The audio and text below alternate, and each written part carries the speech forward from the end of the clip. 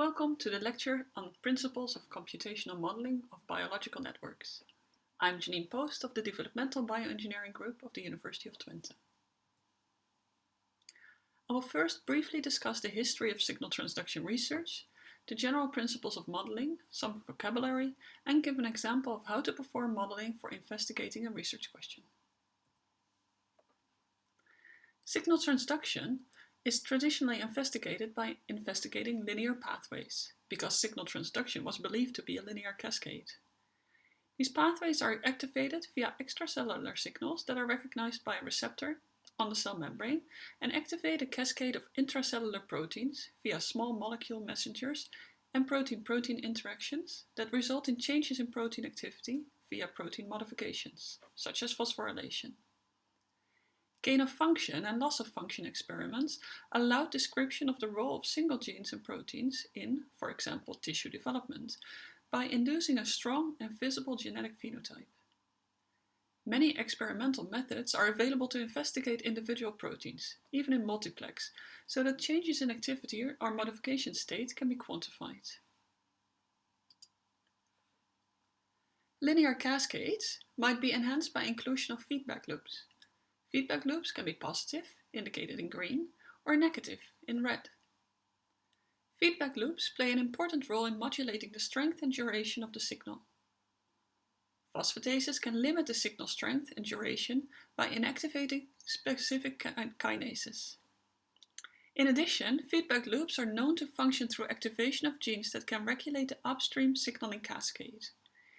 These include agonists that activate the pathway, such as ligands, or antagonists that block the receptors by preventing ligand binding or receptor activation. We now know that signal transduction pathways are integrated into networks. These networks are a result of signaling crosstalk in which different inputs influence common outputs. This is called direct when a single component is shared between different pathways. There is great overlap between different signaling cascades, which makes it hard to predict a cellular response. To illustrate what networks look like, we look at the Wnt signaling pathway. The Wnt pathways are important during development and tissue maintenance. There are 19 Wnt ligands described and over 10 frizzled receptors in higher vertebrates alone, which prompted the question whether Wnt ligands activate identical pathways and are thus redundant, or if different signaling pathways can be activated by the same Wnt ligands. And indeed, many labs have found that Wnt ligands can activate different pathways. The Wnt beta-catenin or canonical pathway, and the canonical Wnt calcium and Wnt junk pathways. Wnt signaling pathways were considered to be individual pathways. And Kessler and Kuhl proposed in 2008 that the individual pathways overlap and form a Wnt network, in which combinations of multiple Wnt ligands and Wnt receptors dictate cell function, indicated here. Signal transduction networks are complex due to the large number of interactions and nonlinear topologies. To understand cell function, computational models are used to describe network behavior, to obtain deeper understanding of the complexity of the network, and even to make predictions by varying network parameters. These predictions can lead to testable hypotheses that can be validated in the wet lab. A model is an abstract representation of a system that we wish to understand. This can be used to visualize complex systems, to explore system behavior in response to different conditions. It can be a physical model, such as yeast, animal models, plants, etc. But it can also be a computational model that is used to describe, understand, and manipulate a system. There are various mathematical descriptions used for modeling. The most known are Boolean networks, differential equations, and stochastic equations. So what is a system? It is a set of interacting components which jointly determine the state, or the outcome, of a system. A system can be large or small. Complicated, meaning they have a lot of components, and also complex, meaning they exhibit behaviors that are surprising or difficult to understand. Some system behaviors can be so complex as to be counterintuitive. This type of behavior is sometimes referred to as emergent behavior. In biology, nonlinear systems are the norm. Biological systems exist and can be studied at many levels of resolution. However, there is a central role for signaling networks, as depicted in this picture, because it plays such an important role in regulating all the cell function. Also, metabolic networks and transcription or gene regulatory networks are often described by computational models. So why do we need modeling? Well, we need it because the behavior of simple systems cannot be predicted intuitively and from experience.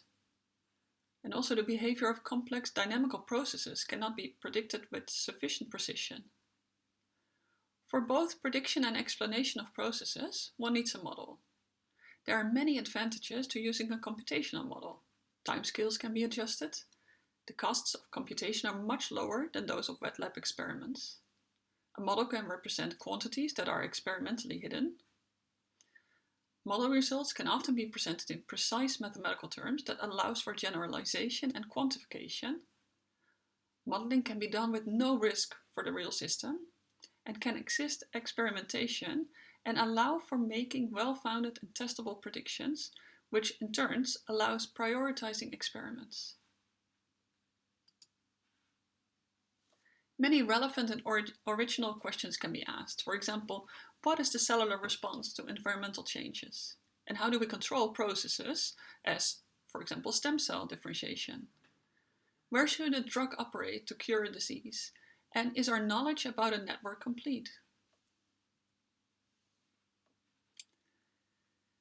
A popular quote is George Box's remark that all models are wrong, but some are useful. And indeed, it's good to keep in mind that there are disadvantages to modeling. For example, modeling is subjective and selective, since their model builder will make choices, and these choices are based on the model builder's experience and knowledge. A model only represents specific aspects of reality that are relevant to the question under consideration. Models can be broad or detailed, and how detailed a model is does not make it right or wrong. It just determines whether the model is appropriate to the problem to be solved. In the end, mathematical modeling and computer simulations can help us understand the internal nature and dynamics of processes and aid to arrive at predictions about their future development and the effect of interactions with the environment. I would like to illustrate the importance of dynamic models. If you take, for example, an input, which could be a growth factor, and an output, which could be gene expression, resulting in cell migration or differentiation, traditionally, cellular processes were studied in isolation, out of context in the network in which they function. Moreover, the processes were described only in a static and qualitative way, as in this example, a static topology of a growth factor pathway. To obtain insight into the dynamics of processes, one can formalize the network, thereby including activity levels, as is shown by the colors of the network in the NITS graph. Green is active and red is inactive. So here we see that activation of the ligand, growth factor, activates the intracellular cascade, which results in activation of gene expression. However, formalizing this single signaling pathway is such an oversimplification that there is loss of reality. Because in reality, at any given point, cells are exposed to many signals that are integrated to determine the cell response. As shown in this amazing picture of a proteome that shows thousands of protein interactions in a static representation.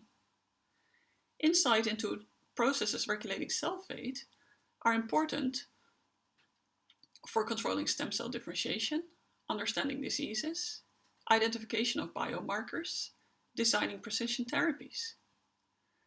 So no empirical testing is possible to test all the interactions in this image.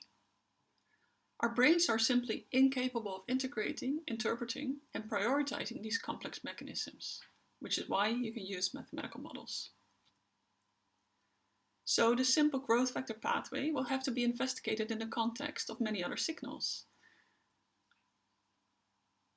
As you can see, By the activity plots, investigation of the FGF pathway in context of other relevant signal greatly changes the expected activity profile, which much more closely resembles the processes in real life. This highlights the necessity of studying cellular processes in context. So let's turn to some of the modeling vocabulary that you will encounter reading papers. By model scope, we mean the objectives and requirements of the model. A model consists of various mathematical elements, such as variables, parameters, and constants. The model is fairly focused, meaning that it describes only certain aspects of the system and simplifies or neglects all others. When we talk about system states, one has to realize that the state of a system is a snapshot of the system at a given time point, and that the state is described by a set of variables that must be kept track of in a model. As you probably know, a constant is a defined quantity with a fixed value. Parameters have an unknown or variable quantity that can have a given value selected for the specific circumstances of the model and in relation to other variable quantities in the model. Variables are quantities with changeable values for which the model establishes relations. When we talk about model behavior, we assess two fundamental factors that determine the state of the model: the influences from the environment, inputs, and the processes in the system, for example, intracellular signaling molecules. When we look at model behavior, measurements of the system output often are not sufficient for choosing between alternative models, as different system structures may still produce similar system behavior. There are different types of models: qualitative and quantitative models. A structural or qualitative model specifies the interactions among model elements. A quantitative model assigns values to the elements and to their interactions. In a deterministic model, the system evolution through all following states can be predicted from the knowledge of the current state. Stochastic descriptions give instead a probability distribution for the successive states.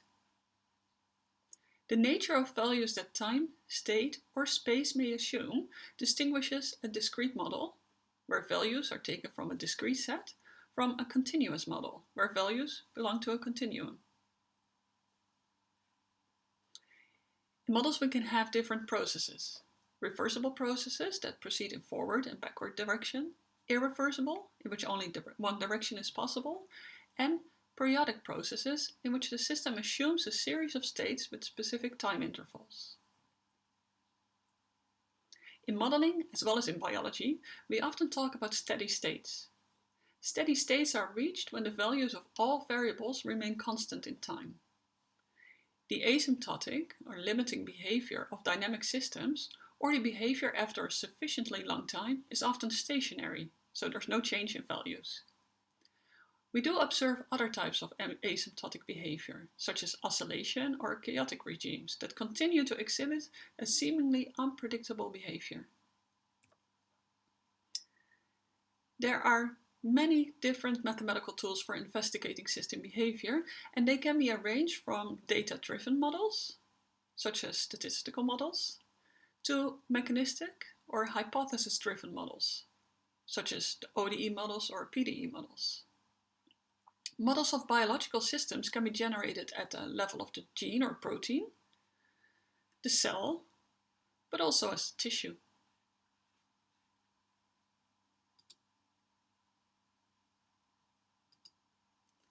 The choice for a good modeling tool very much depends on the system to be studied, the amount of detail that is available, and the research question that needs to be answered.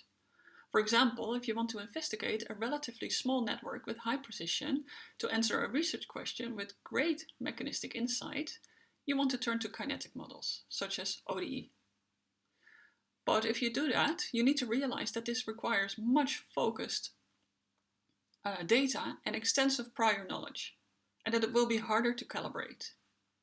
Whereas Bayesian networks can be generated based on less data and less expensive prior knowledge, and this may be more suitable for studying larger networks. Computation modeling is used to learn about the system, which could be a cell, tissue, organism. The making of a model is never a goal in itself. the model should be considered an important tool for obtaining insight into the processes that determine cell and tissue behavior. To determine what level of detail is required for your model, a clear aim has to be defined. After deciding the aim, one can start at any point of the empirical cycle in which wet lab experiments are followed by data analysis, model construction and model use, in which new hypotheses can be derived that are subsequently tested in the lab, etc., etc. In this example, we started with a research question: what is the dynamic behavior of P38, JNK and ERK in response to Wnt3a interleukin-1 beta crosstalk? We used wet lab experiments as input. We treated primary articular chondrocytes with either interleukin-1 beta, Wnt3a, or a combination of both. We then quantified the phosphorylation of P38, JNK and ERK1 in time. These data were used as input for a dynamic computational model. When generating a network model, different steps are taken. First, a network structure or topology is defined, typically using information from databases and literature. To complete the network definition, the interactions between components must be defined. And one needs then to determine which components interact with each other, as well as the kinetics of these interactions. This was our starting model topology for our research question. However, modeling this would be way too much detail for answering our research questions. We therefore simplified the model to the basic interactions.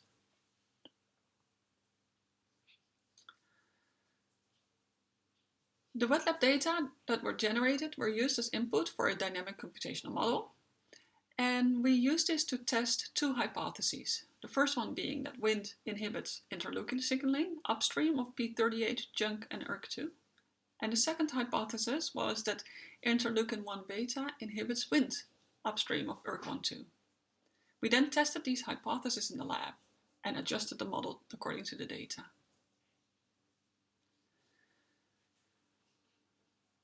So this topology shows these two hypotheses, 1 and 2. Adjustment of the model to match the in silico experiments with wet lab experiments showed that both hypotheses were true and that both pathways inhibited each other. To compare this, we compared the model data with the wet lab experimental data. This is the wet lab data at certain time points, and these were the model traces of these same conditions. So when we perform research, we answer one question and immediately this poses further questions. Therefore, the more we learn, the less we understand the complex processes that we study. By using good tools, we aim to understand the internal nature and dynamics of processes, which can help us to arrive at prediction about future development of the system we study and the effects of interactions between the system and its environment. So essentially, all models are wrong, but some are useful. Thank you for watching this video. In these links you can find what I discussed, as well as get more background on the concepts of computational modeling of biological networks.